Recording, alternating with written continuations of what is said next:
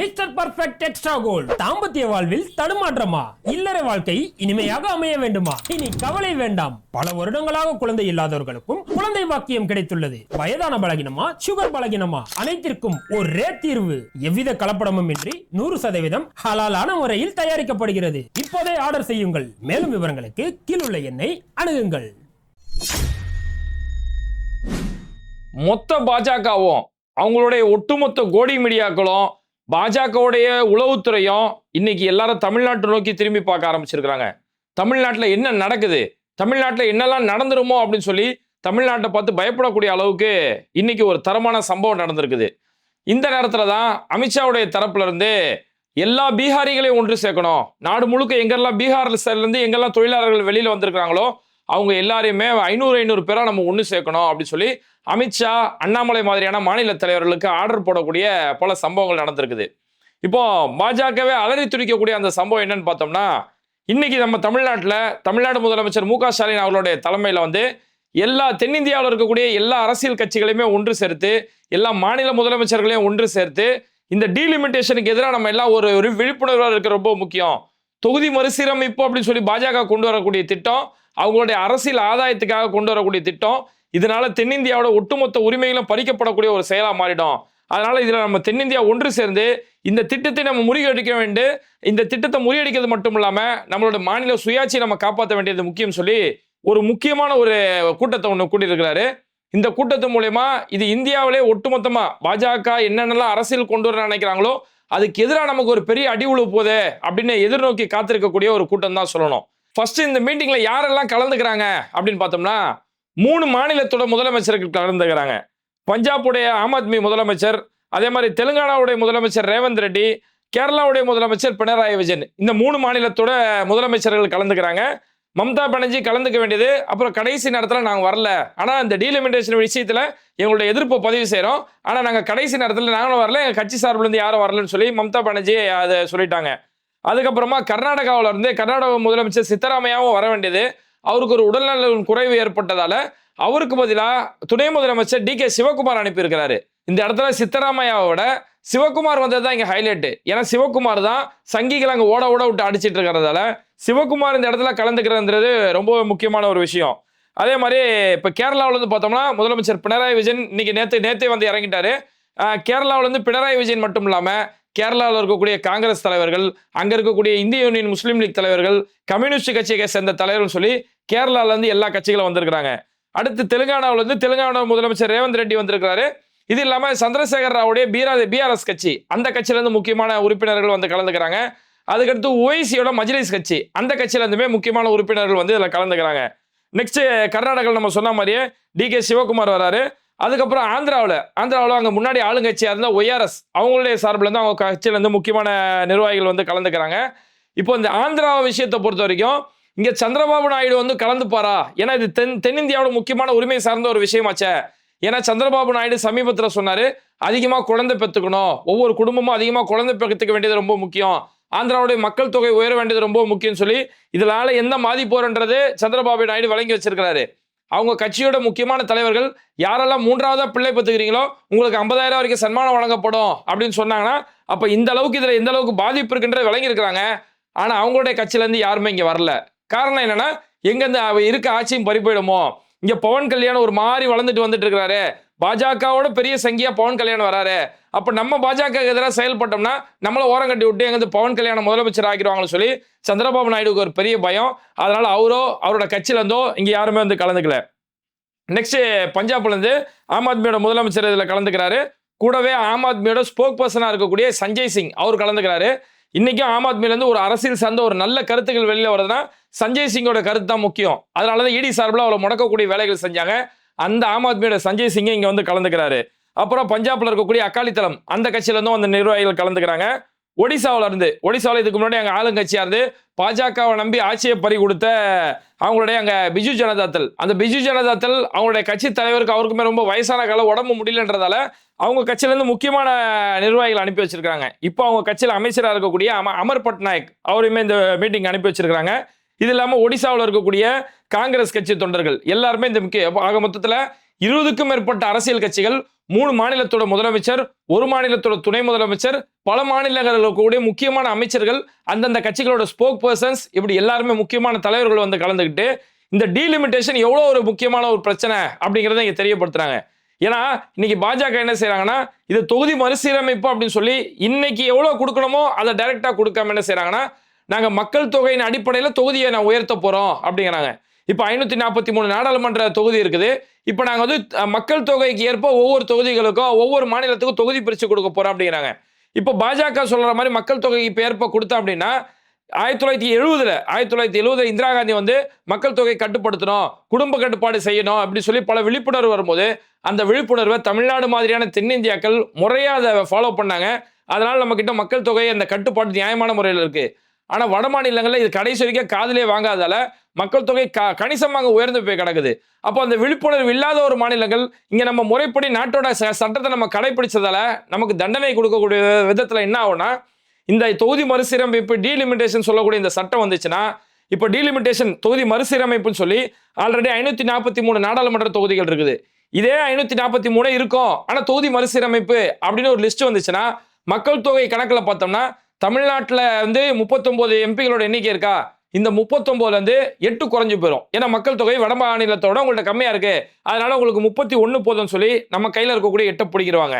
இல்ல பாஜக வந்து தொகுதிகளோட எண்ணிக்கை நாங்க உயர்த்த போறோம், அது 543 அன்னைக்கு 1970 இருந்துச்சு, இன்னைக்கு தொகுதிகளோட எண்ணிக்கை நம்ம உயர்த்த போறோம் அப்படின்னு சொல்லி 848 கொண்டு வருவாங்க அப்படின்னு சொல்லி ஒரு பேசு பொருள் இருக்குது.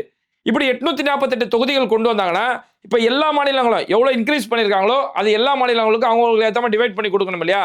அப்படி 848 தொகுதிகள் கொண்டு வந்தாங்கன்னா தமிழ்நாட்டுக்கு இன்னும் கூடுதலா 22 தொகுதிகள் தமிழ்நாட்டுக்கு சேர்க்கணும். ஆனா இவங்க மக்கள் தொகையின் அடிப்படையில் கொண்டு வந்தாங்கன்னா தமிழ்நாட்டுக்கு இன்னும் 10 தொகுதிகள் மட்டுமே சேர்ப்பாங்க. அப்ப தமிழ்நாட்டுக்கு இருக்கக்கூடிய 12 நாடாளுமன்ற தொகுதிகளோட உரிமை நமக்கு கட்டாயி போயிடும். இப்படி கட்டாயி போறதால என்ன ஆகுது, இப்ப தமிழ்நாட்டுல இருந்து ஒரு 12 போதோ அல்லது 8 போதோ, ஆந்திராவில இருந்து ஒரு 10 போகுது, கேரளாவில இருந்து ஒரு 2 போகுது, தெலுங்கானாவில இருந்து ஒரு 2 போகுது, இப்படி பல மாநிலங்கள் இந்த மாதிரி எம்பிகளோட எண்ணிக்கை குறைக்கப்பட்டுருச்சு. குறைக்கப்பட்ட எண்ணிக்கைகள் வட மாநிலங்கள்ல கணக்கே இல்லாம ஏற்றப்பட்டுச்சு அப்படின்னும் போது பாஜக அந்த இந்தி பெல்ட்டை வச்சுதான் இங்க அரசியல் செஞ்சுட்டு இருக்காங்க. எங்களுக்கு இந்தி போடக்கூடிய ஓட்டு கிடைச்சா போதும், இந்தியை வச்சு நாங்க நினைக்கக்கூடிய இந்தியா உருவாக்கிறோம்னு சொல்லி அவங்க ஒரு கணக்கு போடுறாங்க இல்லையா. அப்படி உருவாயிருச்சு அப்படின்னா நாளைக்கு நாடாளுமன்றத்தில் அவங்களோட எண்ணிக்கை மெஜாரிட்டியா இருக்கும்போது தமிழ்நாட்டுடைய பேச்சையோ இந்த தென்னிந்தியாவுடைய பேச்சையோ அவங்க காது கொடுத்து கேட்க மாட்டாங்க. நாளைக்கே இந்தி கட்டாயம் அப்படின்னு நாளைக்கு பாஜக ஒரு சட்டம் கொண்டு வரும்போது நம்ம தமிழ்நாடு உட்பட எல்லா தென்னிந்திய எம்பிகளும் அங்கே குரல் கொடுத்தாலும் நம்ம குரலை கேட்கவே மாட்டாங்க. இப்போவே பேசும்போது மைக் ஆஃப் பண்ணி விட்டுறாங்க. அப்போ இந்த குரல்கள் எல்லாமே கேட்காம அவங்க என்னெல்லாம் கொண்டு வராங்களோ, ராமராஜ்யம் நம்ம ஒரு சட்டம் கொண்டு வந்தாலும் அந்த சட்டத்தை நடைமுறைப்படுத்திட்டு போயிடுவாங்க. அப்போ இவ்வளோ ஒரு மோசமான ஆபத்தான காலகட்டத்தில் இந்தியா இருக்கக்கூடிய நேரத்தில் இதை எதிர்த்து கண்டிப்பா நம்ம களத்தில் நிற்கணும், ஒட்டுமொத்த தென்னிந்தியாவோட உரிமை நம்ம தான் பாதுகாக்கணும்னு சொல்லி இந்த தமிழ்நாடு தான் அதில் விழிப்புணர்வோடு இருந்தது. தமிழ்நாடு முதலமைச்சர் மு க ஸ்டாலின் இந்த எவ்வளவு பெரிய ஒரு பாதிப்பை ஏற்படுத்தும் சொல்லி சட்டமன்றத்திலே இந்த டீலிமிட்டேஷனை பத்தி பேசினாரு. அதுக்கப்புறமா மக்கள் பார்க்கக்கூடிய விதத்துல ஒரு பிரஸ் மீட் ஒன்று கொடுத்தாரு. இந்த பிரஸ் மீட் முடிச்சதுக்கு பிறகு தமிழ்நாட்டில் இருக்கக்கூடிய அனைத்து கட்சி கூட்டங்கள் 63 கட்சிகளை கூப்பிட்டு ஒன்னா சேர்ந்து ஒரு அனைத்து கட்சி கூட்டத்தை நடத்தி இதுக்கு எதிராக நம்ம எல்லாம் ஒன்னா களத்துல நிக்கணும் அப்படின்னு சொல்லும் போது அந்த அனைத்து கட்சி கூட்டத்துல பாஜக கலந்துகளை, பாஜகவுடைய கூட்டணி கட்சியில் இருக்கக்கூடிய தமிழ் மாநில காங்கிரஸ் ஜி கே வாசுனுடைய கட்சியால கலந்துக்கல, பாஜகவுடைய மறைமுக கூட்டணியா இருக்கக்கூடிய நாம் தமிழர் சீமானா அதுல கலந்துக்கல. ஆனா மற்ற எல்லா அரசியல் கட்சிகளை கலந்துக்கிட்டு அவங்களுடைய எதிர்ப்புகள், இந்த விஷயத்துல நம்ம எல்லாரும் ஒன்னா சேர்ந்து எதிர்க்கலாம் அப்படின்ற ஒரு விஷயத்தை அழகா பதிவு செஞ்சாங்க. சரி, இப்ப தமிழ்நாட்டில் இருக்கக்கூடிய எல்லா கட்சிகளும் அவங்களோட எதிர்ப்புகளை பதிவு செஞ்சாங்க, இந்த ஜனநாயக உரிமைக்காக நிக்கிறாங்க அப்படின்னா இது மட்டும் பத்தாது, இதுல பாதிக்கப்பட போது ஒட்டுமொத்த தென்னிந்தியாவும். அப்ப தென்னிந்தியா முழுக்க விழிப்புணர்வு தேவைங்கிறதால தமிழ்நாடு முதலமைச்சர் மு க ஸ்டாலின் ஒவ்வொரு மாநிலத்துக்கும் ஒரு பொறுப்பாளரை நியமிச்சு திமுக அமைச்சர்கள் நீங்க போய் இந்த மாநிலத்தை போய் இன்வைட் பண்ணுங்க, நீங்க இந்த மாநிலத்தில் போய் அழைப்பு கொடுங்கன்னு சொல்லி ஒவ்வொரு மாநிலமா சந்திச்சு இது சம்பந்தமான விழிப்புணர்வு ஏற்படுத்தி அவங்க எல்லாரையும் கூப்பிட்டு தான் இன்னைக்கு நம்ம இங்கே சென்னையில் சோலா ஹோட்டலில் இது சம்பந்தமான ஒரு மீட்டிங் ஏற்பாடு படுத்தி இப்போ எல்லாருமே நம்ம ஒன்று சேர்ந்து இதை எதிர்க்க வேண்டியது ரொம்ப முக்கியம். நாங்கள் இந்த டீலிமிட்டேஷன் வேணான்னு சொல்லலை, எவ்வளோ தொகுதிகள் உயர்த்துறோமோ அது எல்லாருக்குமே சம பங்காக கொடுக்கணும், அதுதான் சமநீதி.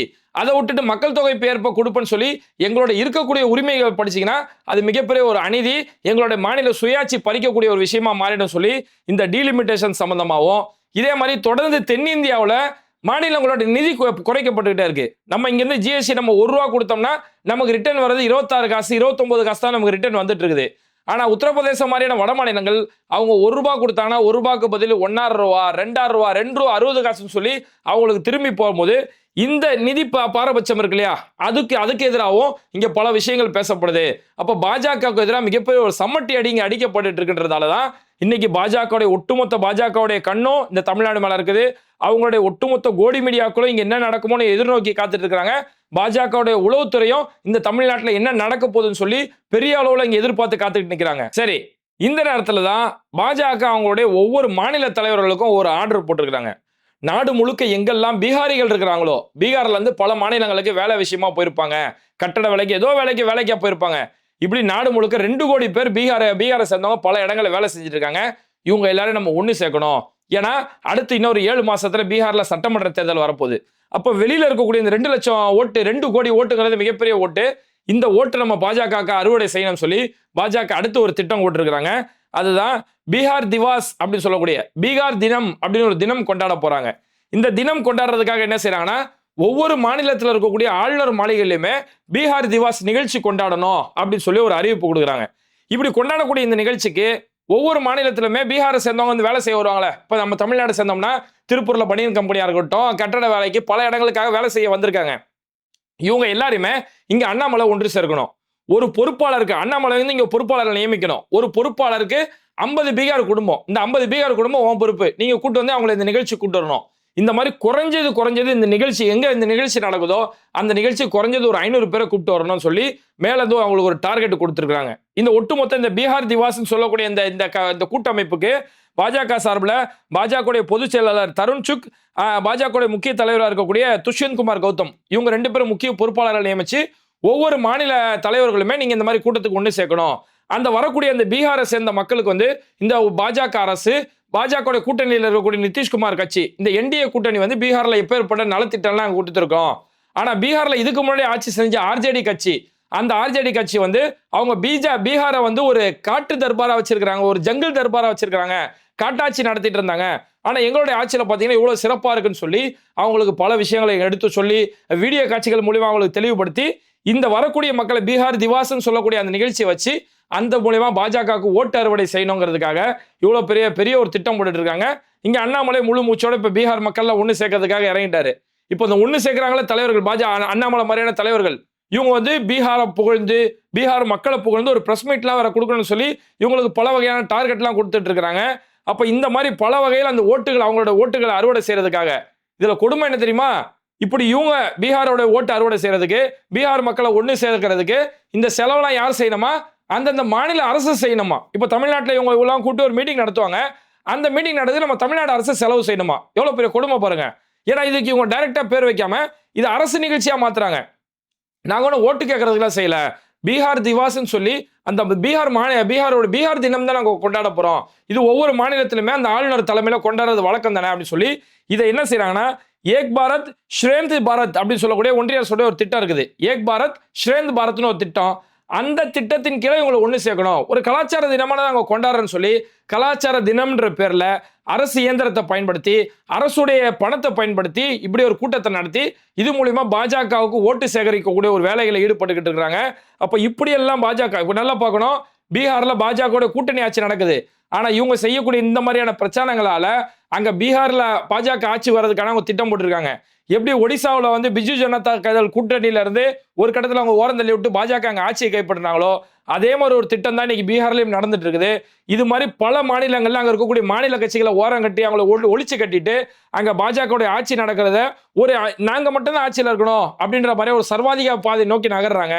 இப்படி சர்வாதிகார பாதையில இந்தியா போகக்கூடாது, ஒவ்வொரு மாநிலத்தோட உரிமை பாதுகாக்கப்படணும் தான் இன்னைக்கு தமிழ்நாடு முதலமைச்சர் சார்பில் எல்லா கட்சிகளுமே ஒன்று கூட்டி மாநில முதலமைச்சர்களை ஒன்று கூட்டி இப்பேற்பட்ட ஒரு மீட்டிங் நடத்துறாங்க. அப்படின்னா இது எல்லா மாநிலத்தோட உரிமை பாதுகாக்கப்படணும் அப்படிங்கிறது தான் ஆக மொத்தம் ஒரு முக்கியமான ஒரு வரலாற்று சிறப்புமிக்க ஒரு மீட்டிங், ஒரு மாநாடு.